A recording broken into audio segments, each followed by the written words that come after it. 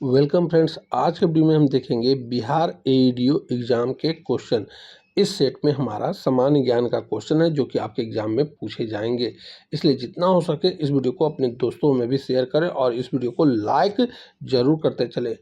तो चलिए मैं इस वीडियो को शुरू करता हूँ। आज का हमारा पहला प्रश्न है, जैन धर्म के 24वें तीर्थंकर महावीर स्वामी का जन्म बिहार में कहाँ हुआ था?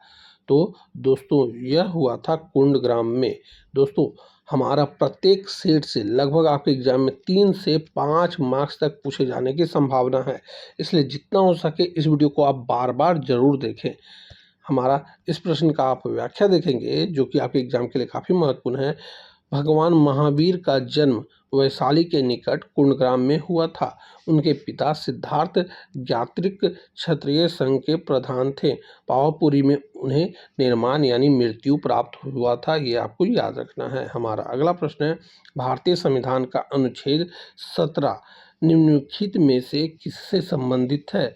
तो यह संबंधित है अस्पृश्यता का अंत के से। इस प्रश्न का आप व्याख्या देखेंगे कि अनुच्छेद 17 अस्पृश्यता यानी छुआछूत को समाप्त करता है और किसी भी रूप में इसका अभ्यास निषिद्ध करता है। यह एक दंडनीय अपराध घोषित किया गया है, ये आपको याद रखना है। हमारा अगला प्रश्न है, रसायन विज्ञान के क्षेत्र में नोबेल पुरस्कार 2024 किसे प्रदान किया गया है?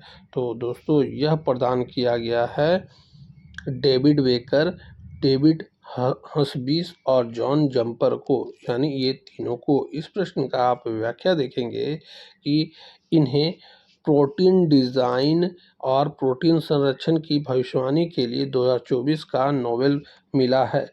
डेविड बेकर ने नया प्रोटीन डिज़ाइन किया, जबकि हर्शबीस और जंपर ने एआई विकसित किया है, ये आपको याद रखना है। हमारा अगला प्रश्न है, भारी जल का रासायनिक सूत्र क्या है?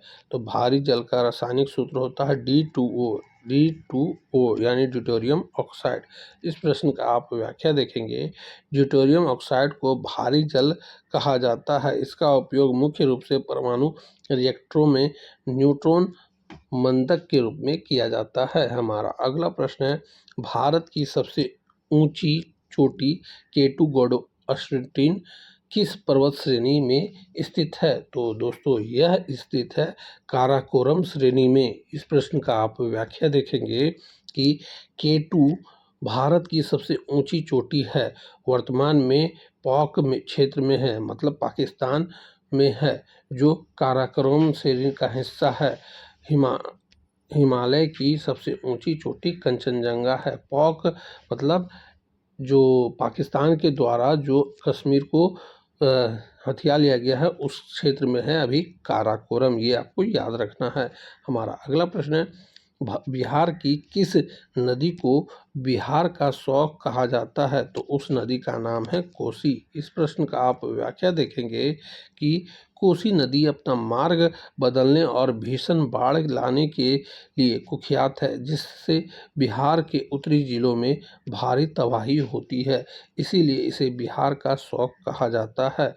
हमारा अगला प्रश्न है, इतिहास का प्रसिद्ध बक्सर युद्ध किस वर्ष लड़ा गया था? तो दोस्तों यह लड़ा गया था 1764 ईस्वी में। इस प्रश्न का आप व्याख्या देखेंगे कि 22 अक्टूबर 1764 को कांग्रेस और बंगाल के नवाब मीर कासिम, अवध के नवाब और मुगल सम्राट शाह आलम द्वितीय की संयुक्त सेना के बीच बक्सर युद्ध हुआ, जिसमें अंग्रेज विजयी रहे। हमारा अगला प्रश्न है, भारतीय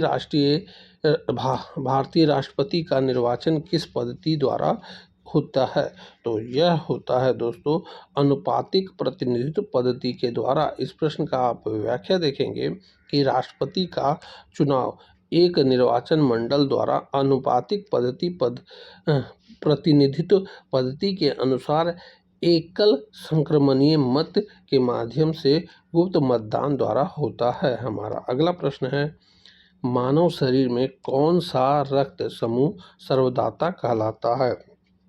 तो उस समूह का नाम है रक्त समूह ओ। इस प्रश्न का आप व्याख्या देखेंगे कि रक्त समूह विशेषकर ओ निगेटिव में कोई एंटीजन नहीं होता, इसीलिए इसे किसी भी रक्त समूह वाले व्यक्ति को चढ़ाया जा सकता है।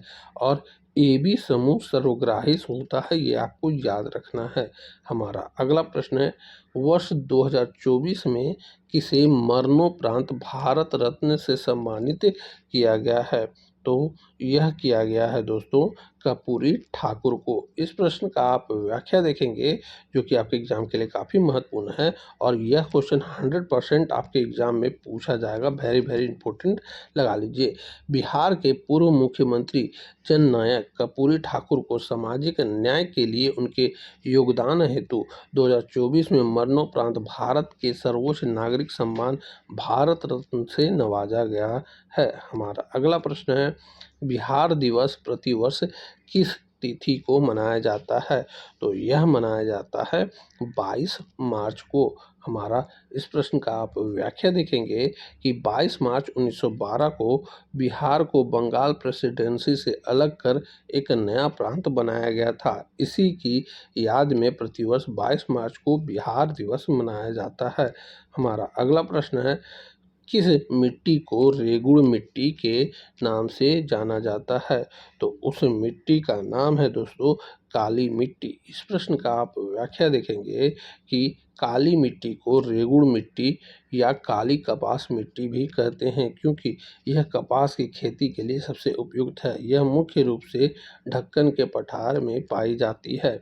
हमारा अगला प्रश्न है, भारत छोड़ो आंदोलन के दौरान बिहार के किस जिले को अपराधी जिला घोषित किया गया था? तो यह किया गया था सारण जिला को। इस प्रश्न का आप व्याख्या देखेंगे कि 1942 में के भारत छोड़ो आंदोलन के दौरान सारण जिले में विद्रोह और क्रांतिकारी गतिविधियां इतनी तीव्र थी कि अंग्रेजी सरकार ने इसे आपराधिक जिला घोषित कर दिया था। हमारा अगला प्रश्न है, विद्युत प्रतिरोध को मापने की इकाई क्या है? तो विद्युत प्रतिरोध की मापने की इकाई ओम होता है। इस प्रश्न का आप व्याख्या देखेंगे कि चालक द्वारा विद्युत धारा के प्रवाह में डाली गई बाधा को प्रतिरोध कहते हैं, जिसे ओम में मापा जाता है। वोल्ट विभवांतर को और एम्पीयर धारा को मात्रक है, ये आपको याद रखना है। हमारा अगला प्रश्न है, भारतीय संविधान का भाग 3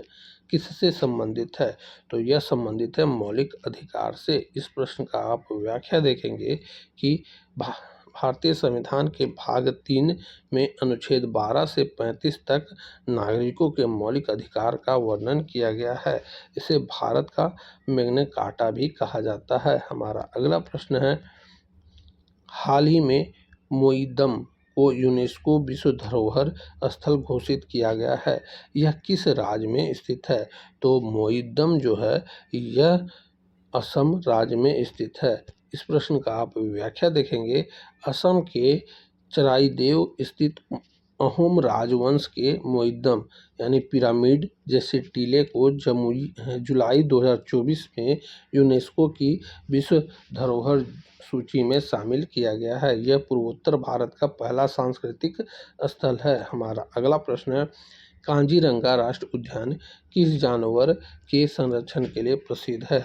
तो यह एक सींग वाला गेंडा के लिए प्रसिद्ध है। इस प्रश्न का आप व्याख्या देखेंगे कि असम में स्थित कांजीरंगा राष्ट्रीय उद्यान दुनिया में एक सींग वाले गेंडों की सबसे बड़ी आबादी का निवास स्थान है। हमारा अगला प्रश्न है, मानव हृदय में कुल कितने कोष्ठक होते हैं? तो मानव हृदय में जो है टोटल 4 कोष्ठक होते हैं।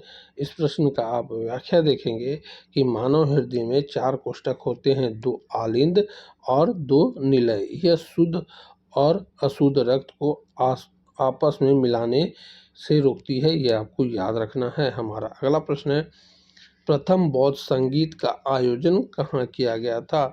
तो दोस्तों यह किया गया था राजगीर में। इस प्रश्न का आप व्याख्या देखेंगे कि महात्मा बुद्ध के महापरिनिर्वाण के तुरंत बाद 483 ईसा पूर्व में अजातशत्रु के संरक्षण में राजगृह की सप्तपर्णी गुफा में प्रथम बौद्ध संगीत हुई थी। हमारा अगला प्रश्न है, जनगणना 2011 के अनुसार बिहार की कुल साक्षरता दर कितनी है? तो दोस्तों इसकी बिहार की कुल साक्षरता दर 61.08% है। दोस्तों आप हमें कमेंट करके ये बताएंगे कि पुरुष साक्षरता दर कितनी है, ये आप हमें कमेंट करके बताएंगे। इस प्रश्न का आप व्याख्या देखेंगे कि 2011 की जनगणना के अनुसार बिहार की साक्षरता दर 61.8% है, जिसमें पुरुष 71.2%, महिला 51.25%। यह भारत के सभी राज्यों में सबसे कम साक्षरता दर है। दोस्तों पुरुष साक्षरता दर यहाँ आपको मिल गया है। हमारा अगला प्रश्न है, हाल ही में सरस्वती सम्मान 2023 से के लिए किसे चुना गया है? तो दोस्तों यह चुना गया है प्रभा कुमारी को। इस प्रश्न का आप व्याख्या देखेंगे कि प्रसिद्ध कवि प्रभा वर्मा को उनके काव्य उपन्यास रौद्र सावित्कम के लिए वर्ष 2024 के सरस्वती सम्मान के लिए चुना गया है। हमारा अगला प्रश्न है, न्यूटन के किस नियम को जड़त्व का नियम भी कहा जाता है? तो न्यूटन के प्रथम नियम को न्यूटन का जड़त्व कहा जाता है, गैलीलियो का जड़त्व कहा जाता है। इस प्रश्न का आप व्याख्या देखेंगे, न्यूटन का प्रथम नियम कहलाता है कि कोई वस्तु विराम अवस्था में है या गतिमान है तो वह वैसी ही रहेगी जब तक उस पर कोई बाहरी बल ना लगे। इसे ही जड़त्व का नियम कहते हैं, यानी गैलीलियो का नियम कहते हैं। हमारा अगला प्रश्न है, पाक जल डमरू मद किन दो देशों को अलग करता है? तो दोस्तों यह अलग करता है भारत और श्रीलंका को। इस प्रश्न का आप व्याख्या देखेंगे कि पाक जल डमरू मद भारत के तमिलनाडु राज्य और श्रीलंका के उत्तरी प्रांत के बीच स्थित एक जल संधि है जो मन्नार की खाड़ी और बंगाल की खाड़ी को जोड़ती है। हमारा अगला प्रश्न है, 1946 में भारत आए कैबिनेट मिशन का नेतृत्व किसने किया था? तो यह किया गया था दोस्तों लॉर्ड पेंथिक लॉरेंस के द्वारा। इस प्रश्न का आप व्याख्या देखेंगे कि कैबिनेट मिशन में 3 सदस्य थे जिसका नेतृत्व सचिव लॉर्ड पेंथिक लॉरेंस कर रहे थे। अन्य 2 सदस्य स्टीफन क्रिंस और अलेक्जेंडर थे। ये आपको याद रखना है। हमारा अगला प्रश्न है, बिहार का राजकीय पशु कौन सा है? तो दोस्तों यह है बैल। इस प्रश्न का आप व्याख्या देखेंगे कि बैल को बिहार के राजकीय पशु के रूप में मान्यता प्राप्त है। पहले रीछ राजकीय पशु था जिसे बदलकर बैल कर दिया गया है। तो दोस्तों यहीं पे हमारा यह सेट का 25 क्वेश्चन पूरा होता है, जो कि काफ़ी महत्वपूर्ण थे और आपके एग्जाम में 100% पूछे जाने की संभावना है। इसलिए जितना हो सके इस वीडियो को आप अपने दोस्तों में भी शेयर करें और 2 से 3 बार एक बार वीडियो को ज़रूर देखकर एग्ज़ाम देने जाएं। तो चलिए मैं इस वीडियो को यहीं पर समाप्त करता हूं। अब मिलूंगा आपसे मैं अगली वीडियो में, तब तक के लिए जय हिंद, वंदे मातरम।